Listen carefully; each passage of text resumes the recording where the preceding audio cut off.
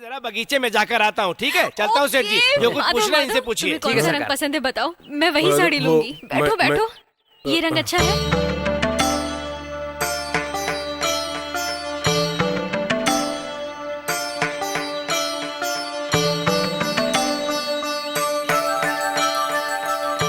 चलिए जल्दी जल्दी चलिए। ए गोपाल जी मालिक। जरा रसोई घर में ध्यान दे तो। ठीक है मालिक। ए रमेश, चटाई ठीक से तो डाल। ठीक है सरकार। ए सब्जी में नमक डाला है ना? जी।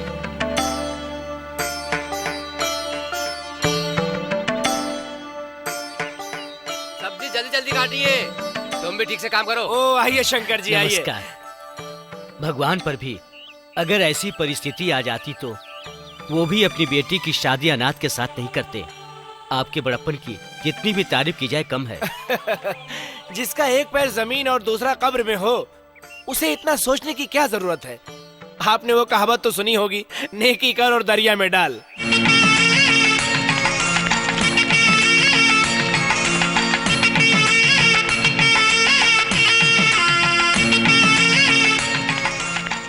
नमस्ते मालिक। नमस्ते नमस्ते, आइए अंदर आइए आइए।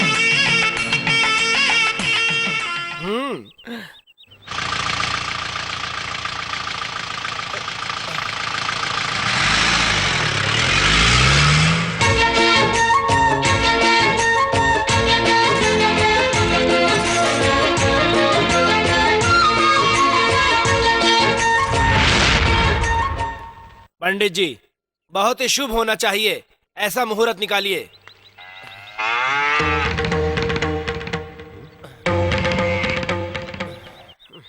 नाचेंगे गाएंगे। ए कालिया, जरा यहाँ आ। तू इस तरह भीग क्यों रहा है बेटा? आपने जिस माता भैया को पाला था ना, उनकी और हमारे सरकार की बेटी की आज मंगनी है। आप तो कहीं गए थे, सरकार ने सारे गांव वालों को निमंत्रण दिया था। चलिए आप भी चलिए।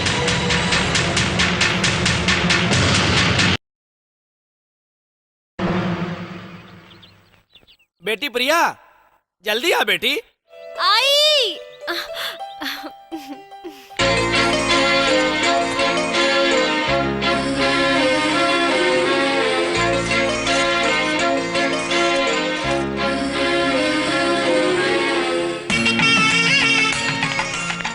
पंडित जी, हाँ? जल्दी जल्दी शुरू कीजिए, थाली बदलवाते हैं। ठीक है मालिक। ओम शिव शिव शंभोराग्ने प्रवर्तमानस्य आद्य ब्रह्मणो द्वितीय परार्धे श्वेतवराह कल्पे वैवस्वत मन्वन्तरे कलियुगे प्रथमपादे जम्बोद्वीपे भरतवर्षे भरतखण्डे मेरोर्दक्षिणे दिग्भागे शालीवाहनशिके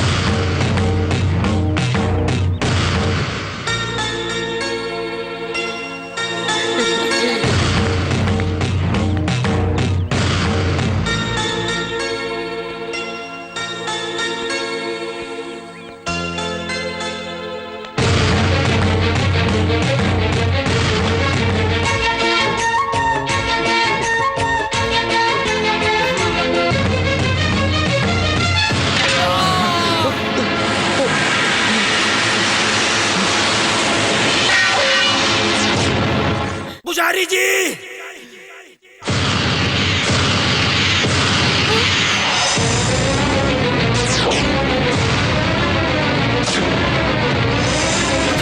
ए पुजारी, तुमने जो किया वो अच्छा नहीं किया। तुम्हारी इस गुस्ताखी के लिए मैं तुम्हें खत्म कर दूंगा। ऐसा क्यों किया तुमने? मुझे खत्म कर देंगे तो कीजिए, लेकिन आप जो काम कर रहे हैं अगर वो पूरा हो गया तो आप गांव में किसी को मुंह दिखाने के लायक नहीं रहेंगे और सच को आप खत्म नहीं कर पाएंगे। आप मुझे ही खत्म कर सकते हैं, कीजिए। ए पुजारी, जो बोलना है ठीक से बोलो, नहीं तो इस दुनिया में किसी भी भाई की शादी अपनी बहन से नहीं हो सकती है।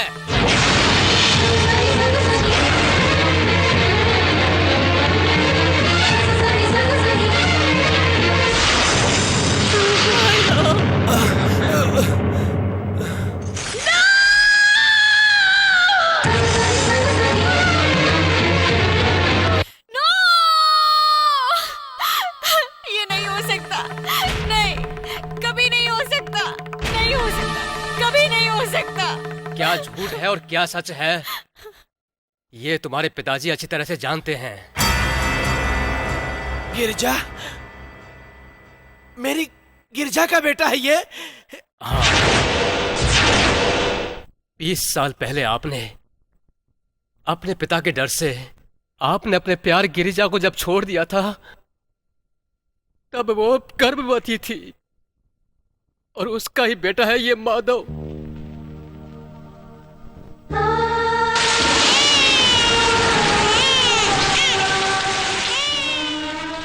बहुत जोरों की बारिश में आधी रात को उस बच्चे को मुझे सौंपकर और दम तोड़ दिया।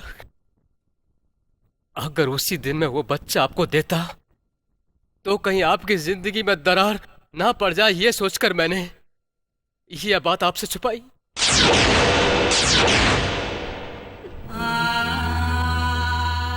ये सब क्या हो रहा है बेटे? इसे आपके छत्रो छाया में पलते देखकर मुझे बहुत खुशी होती थी, लेकिन ऐसा अनर्थ होते देखकर अगर मैं अब भी चुप रहता तो भगवान भी मुझे माफ नहीं करेगा, ये सोचकर मैंने सच्चाई आपको बताना जरूरी समझा। बाय बेटे, बाय।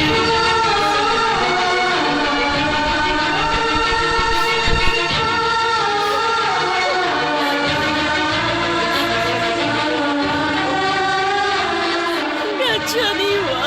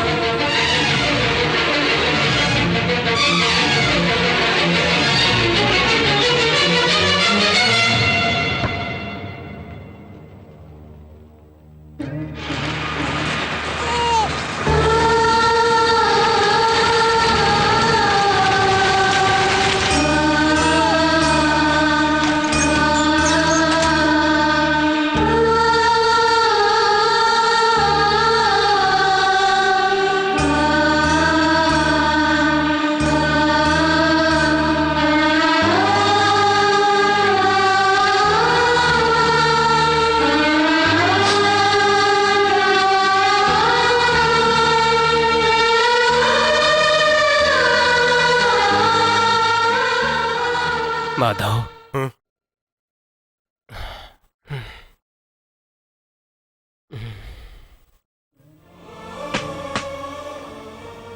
माधव बेटे, आज तुम्हारे साथ जो कुछ भी हुआ उसका तुम्हें काफी दुख हुआ होगा, ये मैं जानता हूं बेटा, पर इसके लिए मुझे माफ कर दो बेटा। अरे रे, ये आप कैसी बातें कर रहे हैं पिताजी? हाँ, मेरी बेमतलब जिंदगी को आपने एक मकसद दिया है। मेरे पिताजी कौन है ये आपने मुझे बता दिया। पिताजी, क्या बेटा? इतने सारे दुख मुझे ही क्यों मिलते हैं? बेटा, अमृत पीकर तो कोई भी जी सकता है, लेकिन जहर पीकर जो जिया है वो सिर्फ भगवान शिव जी है बेटा। लेकिन उनके बाद सिर्फ तुम ही हो बेटा, सिर्फ तुम ही हो बेटा, सिर्फ तुम ही हो। पिताजी,